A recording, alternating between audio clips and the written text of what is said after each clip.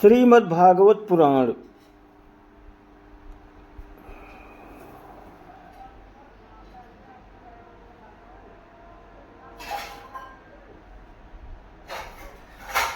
श्रीमद्भागवत पुराण प्रथम स्कंद।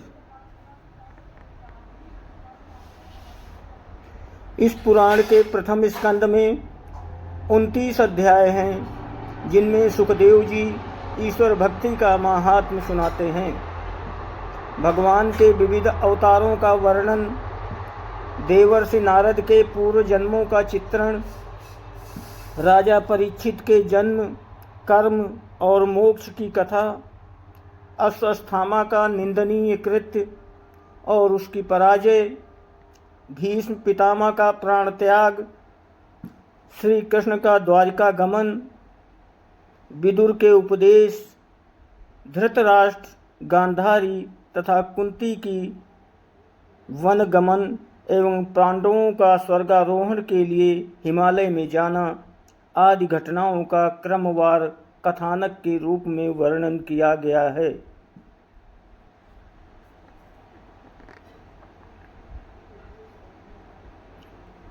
द्वितीय स्कंद।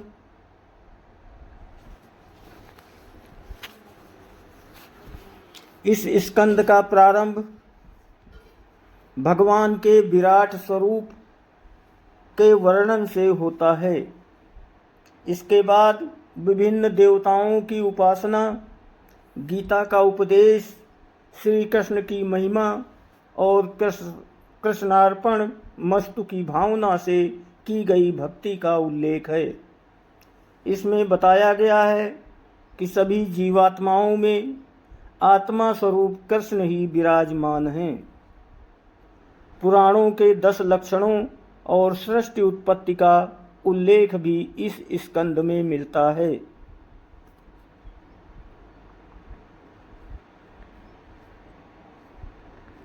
तृतीय स्कंद।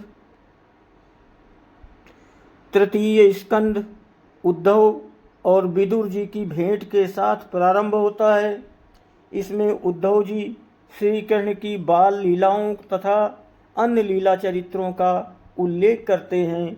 इसके अलावा विदुर और मैत्रेय ऋषि की भेंट, सृष्टि क्रम का उल्लेख, ब्रह्मा की उम्र और उसका विभाजन का वर्णन, सृष्टि विस्तार का वर्णन, कृष्णावतार, वाराहावतार, दिति के आग्रह पर ऋषि कश्यप द्वारा असमय दिति से सहवास एवं 2 अमंगलकारी राक्षस पुत्रों के जन्म का शाप देना, जय विजय या सनत कुमार द्वारा शापित होकर विष्णुलोक से गिरना और दिति के गर्भ से हिरण्याक्ष एवं हिरण्यकश्यप के रूप में जन्म लेना, प्रहलाद की भक्ति, वराह अवतार द्वारा हिरण्याक्ष और नृसिंह अवतार द्वारा हिरण्यकश्यप का वध, कर्दम, देवहूति का विवाह, सांख्य शास्त्र का उपदेश तथा कपिल मुनि के रूप में भगवान का अवतार आदि का वर्णन इस स्कंद में किया गया है।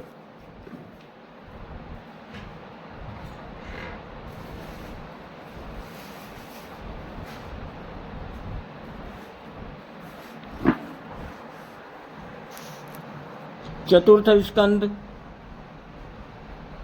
इस स्कंद की प्रसिद्धि पुरंजनों पाख्यान के कारण बहुत अधिक है।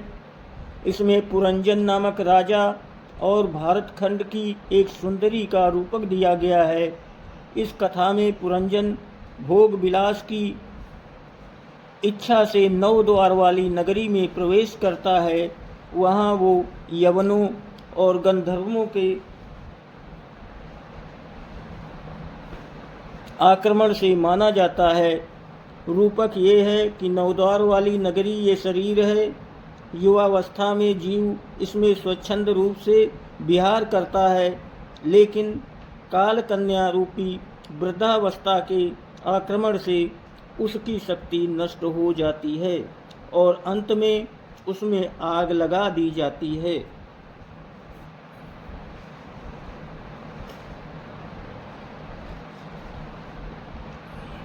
रूपक को स्पष्ट करते हुए नारद जी कहते हैं, पुरंजन देहधारी जीव है और 9 द्वार वाला नगर ये मानव देह है। 9 द्वार, 2 आँखें, 2 कान, 2 नासिका छिद्र, 1 मुख, 1 गुदा और 1 लिंग है। अविद्या तथा अज्ञान की माया रूपी वो सुंदरी है। उसके दास सेवक 10 इंद्रियां हैं। इस नगर की नंबर 1 की रक्षा पंचमुखी सर्प यानी 2 करते हैं। 11 सेनापति, नंबर 3 पाप और पुण्य के 2 पहिए, 3 गुणों वाली, नंबर 4 वाली रथ की ध्वजा, त्वचा आदि 7 धातुओं का आवरण तथा इंद्रियों द्वारा भोग शिकार का प्रतीक है। काल की प्रगल गति एवं वेग ही शत्रु गंधर्व चंड वेग है। उसके 308 गंधर्व सैनिक वर्ष के 360 दिन हैं एवं रात्रि हैं, जो शनैः शनैः आयु का हरण करते हैं। 5 प्राण वाला मनुष्य रात दिन उनसे युद्ध करता रहता है और हारता रहता है। काल भयग्रस्त जीव को ज्वर अथवा व्याधि से नष्ट कर देता है। इस रूपक का भाव यही है कि मनुष्य अपनी इंद्रियों के उपभोग से निरंतर भोग विलास में पड़कर अपने शरीर का क्षय करता रहता है। वृद्धावस्था आने पर शक्ति क्षीण होकर अनेक रोगों से ग्रस्त एवं नष्ट हो जाता है। परिजन उसके पार्थिव शरीर को आग की भेंट चढ़ा देते हैं।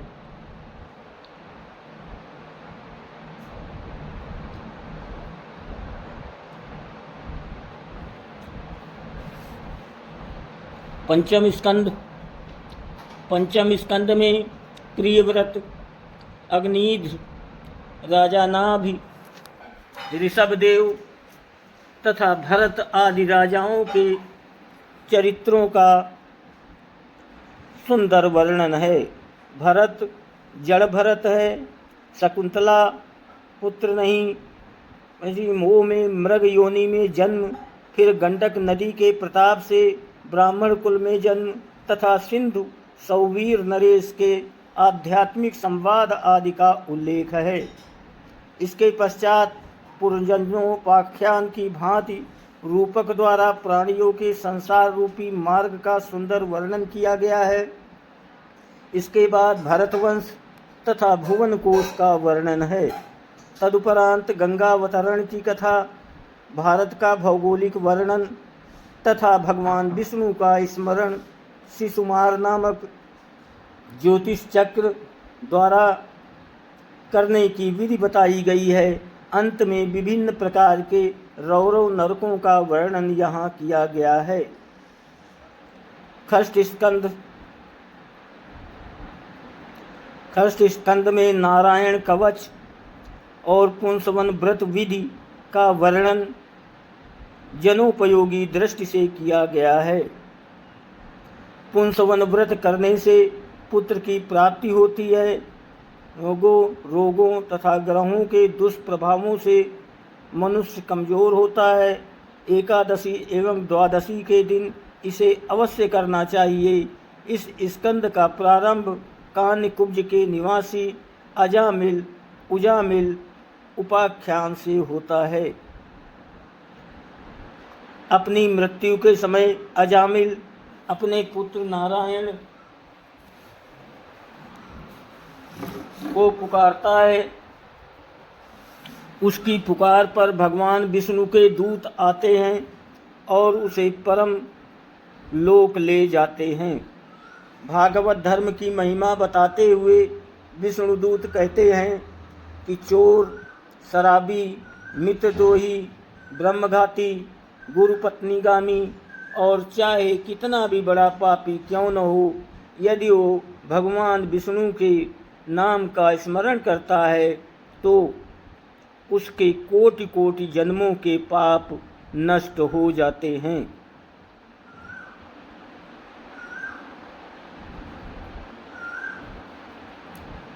किंतु इस कथन में अतिशयोक्ति दिखाई देती है, पर स्त्रीगामी और गुरु की पत्नी के साथ समागम करने वाला कभी सुखी नहीं हो सकता। ये तो जघन्य पाप है। ऐसा व्यक्ति रौरव नरक में ही गिरता है। इसी स्कंद में दक्ष प्रजापति के वंश का भी वर्णन प्राप्त होता है। नारायण कवच के प्रयोग से इंद्र को शत्रु पर भारी विजय प्राप्त होती है।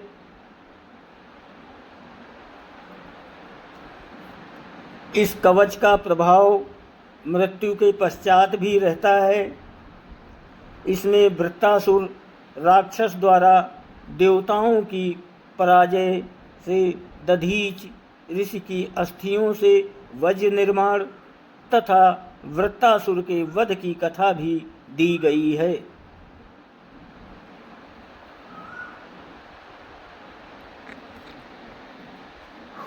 सप्तम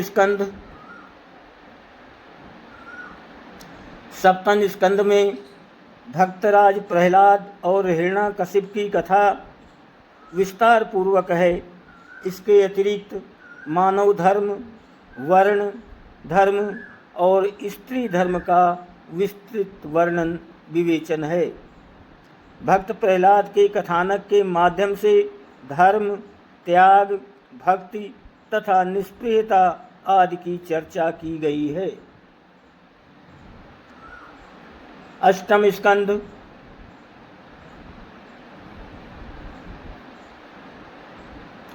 इस स्कंद में ग्राह द्वारा गजेंद्र के पकड़े जाने पर विष्णु द्वारा गजेंद्र उद्धार की कथा का रोचक वृत्तांत है।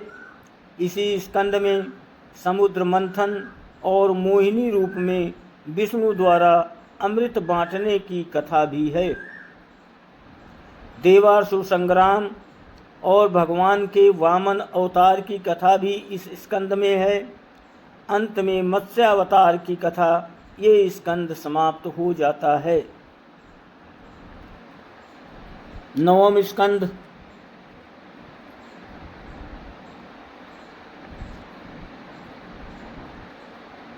पुराणों के एक लक्षण वंशानुगत चरित्र के अनुसार इस स्कंद में मनु एवं उनके 5 पुत्रों के वंश इक्ष्वाकु वंश, निमि वंश, चंद्रवंश, विश्वामित्र वंश तथा पुरुवंश, भरत वंश, मगध वंश, अनुवंश, दैव वंश, तुर्वस वंश और यदुवंश आदि का वर्णन प्राप्त होता है। राम, सीता आदि का भी विस्तार से विश्लेषण किया गया है। उनके आदर्शों की व्याख्या भी की गई है। दसम स्कंद ये स्कंद 2 खंडों पूर्वार्ध और उत्तरार्ध में विभाजित है। इस स्कंद में श्री कृष्ण चरित्र विस्तार पूर्वक है। प्रसिद्ध रास पंचाध्यायी भी इसमें प्राप्त होती है। पूर्वार्ध के अध्यायों में श्री कृष्ण के जन्म से लेकर अक्रूर जी के हस्तिनापुर जाने तक की कथा है। उत्तरार्ध में जरासंध से युद्ध, द्वारकापुरी का निर्माण, रुक्मिणी हरण, श्री कृष्ण का गृहस्थ धर्म, शिशुपाल वध आदि का वर्णन है। ये स्कंद पूरी तरह से श्री कृष्ण लीला से भरपूर है। इसका प्रारंभ वसुदेव देवकी के विवाह से प्रारंभ होता है। भविष्यवाणी, कंस द्वारा देवकी के बालकों की हत्या, कृष्ण का जन्म, कृष्ण की बाल लीलाएं, गोपालन, कंस वध, अक्रूर जी की हस्तिनापुर यात्रा, जरासंध से युद्ध, द्वारका पलायन, द्वारका नगरी का निर्माण, रुक्मिणी से विवाह, प्रद्युम्न का जन्म, संबासुर वध, श्यामंतक मणि की कथा, जाम्बवती और सत्यभामा से कृष्ण का विवाह, उषा अनिरुद्ध का प्रेम प्रसंग, बाणासुर के साथ युद्ध तथा राजा नृग की कथा आदि के प्रसंग आते हैं।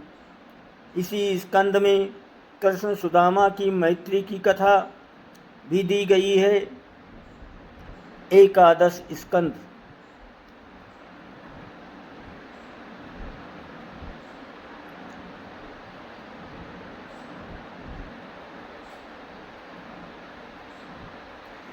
एकादश स्कंद में राजा जनक और 9 योगियों के संवाद द्वारा भगवान के भक्तों के लक्षण गिनाए गए हैं।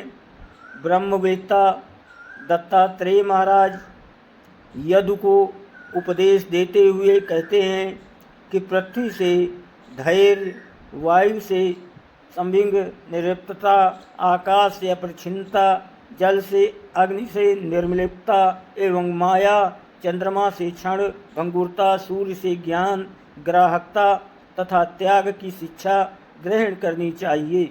आगे उद्धव को शिक्षा देते हुए 18 प्रकार की सिद्धियों का वर्णन किया गया है। इसके बाद ईश्वर की विभूतियों का उल्लेख करते हुए वर्णाश्रम धर्म का, ज्ञान योग का, कर्म योग का और भक्ति योग का वर्णन है। द्वादश स्कंद।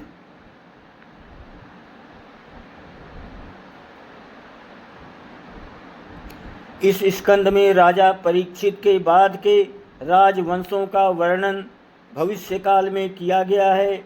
इसका सार ये है कि 138 साल तक राजा प्रद्योतन, फिर शिशुनाग वंश के 10 राजा, मौर्य वंश के 10 राजा 136 वर्ष तक, शुंग वंश के 10 राजा 112 वर्ष तक, कण्व वंश के 4 राजा 345 वर्ष तक, फिर आंध्र वंश के 30 राजा 456 वर्ष तक राज्य करेंगे। इसके बाद आमीर, गर्दभी, कड, यवन, तुर्क, गुरुंड और मौन राजाओं का राज्य होगा। मौन राजा 300 वर्ष तक और शेष राजा 1099 वर्ष तक राज्य करेंगे। इसके बाद वाल्मीकि वंश और शूद्रों तथा म्लेच्छों का वंश आएगा। धार्मिक और आध्यात्मिक कृति के सिद्ध, साहित्यिक एवं ऐतिहासिक कृति के रूप में भी ये पुराण अत्यंत महत्वपूर्ण है। भागवत पुराण में वर्णन है कि जीव को संसार का आकर्षण खींचता है। उसे उस आकर्षण से हटाकर अपनी ओर आकर्षित करने के लिए जो तत्व साकार रूप में प्रकट हुआ, उस तत्व का नाम श्री कृष्ण है।